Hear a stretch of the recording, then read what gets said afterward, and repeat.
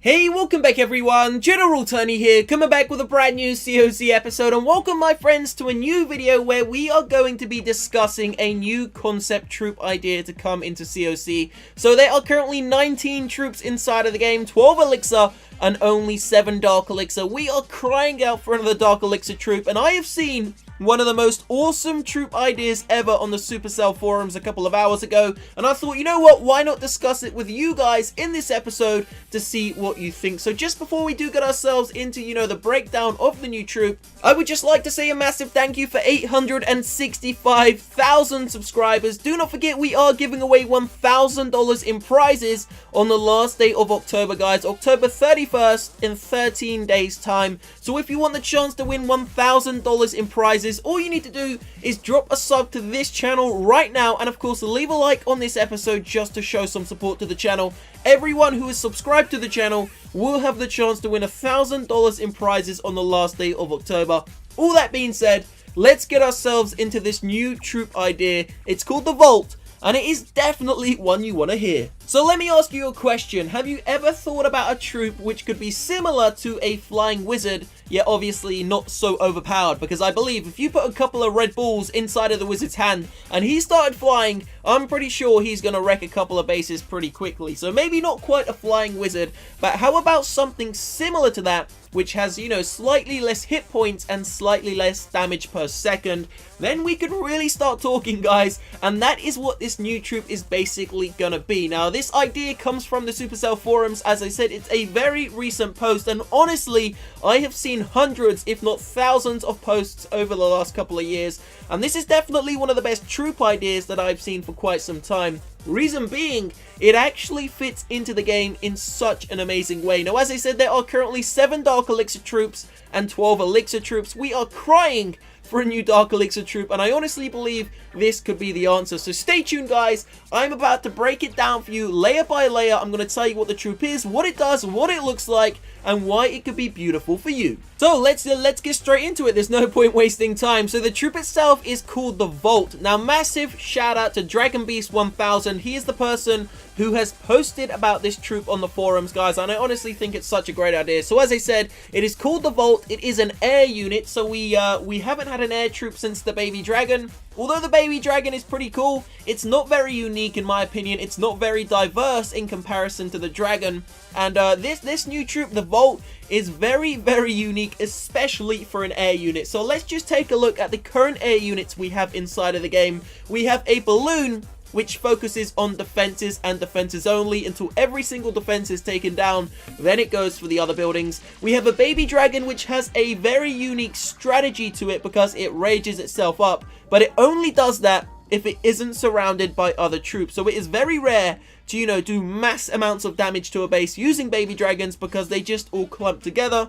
And the reality is they don't have the hit points required to really get deep into the base. We then have the Dragons, one of the most powerful troops inside of the game, but it doesn't quite have the speed to, really destroy bases without being pressured. Then we have the Minion, kind of like an archer, but a flying archer with a little bit more hit points. Once again, it doesn't really support the Dragons and the Baby Dragons in such a great way. You need to have a mass amount of them, and as soon as an air bomb comes, they are gone just like that. And then of course we have the Lava Hound. To be honest, I can't fault the Lava Hound. It does exactly what it says it does. It is a tank. It is there to, distract and also support other units. So the Lava Hound is fantastic in my opinion. A star to the Lava Hound. Great work. Let me know down below in that comment section, what is your current favorite air troop in the game, guys? Mine is definitely probably gotta be the Lava Hound. Okay, so basically I've broken down for you what current air troops we have.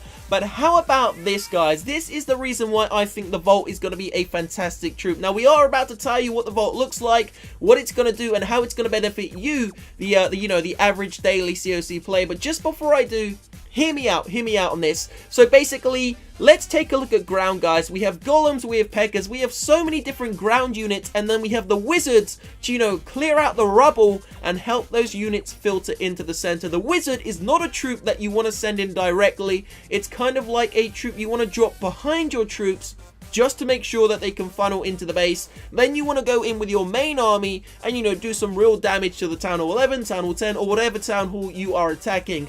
Well, when we take a look at our air units that we are, you know, allowed to use inside of the game, there isn't really much variety in terms of backing up your main attack. So the main attack being, you know, dragons, lava hounds, balloons, and of course baby dragons. All we have is minions. That is our only choice. Well, here's another one. What about a flying wizard called the Vault?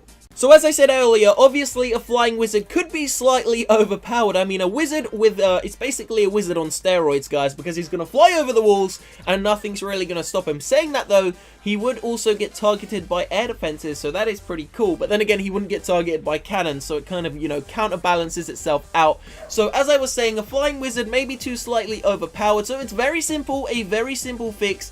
Decrease the hit points on the Vault, and only slightly decrease the damage per second. Then you have a new troop which is going to provide real support, not like the minion, real support to your dragons, to your baby dragons, even to your balloons, and hopefully allow you to, you know, balance out your attack strategy, your air attack strategy in a much greater manner. That pretty much explains why I think it's good to bring this troop into the game, but let me actually give you the troop statistics now that were found on the forum. So there is a lot of information I'm about to provide you with. If you think this does sound pretty cool, go down below in that comment section, guys, and comment hashtag flying wizard if you would love to see this troop come into the game. But for now, let me go through the rest of the actual troop statistics. So we're back on the forum. Now the troop itself, the Vault, will obviously, you know, target the nearest building to it. It's not going to prioritize defenses. It's not going to prioritize any single defense or building. It will attack the closest unit to it. Just like all the other units, though,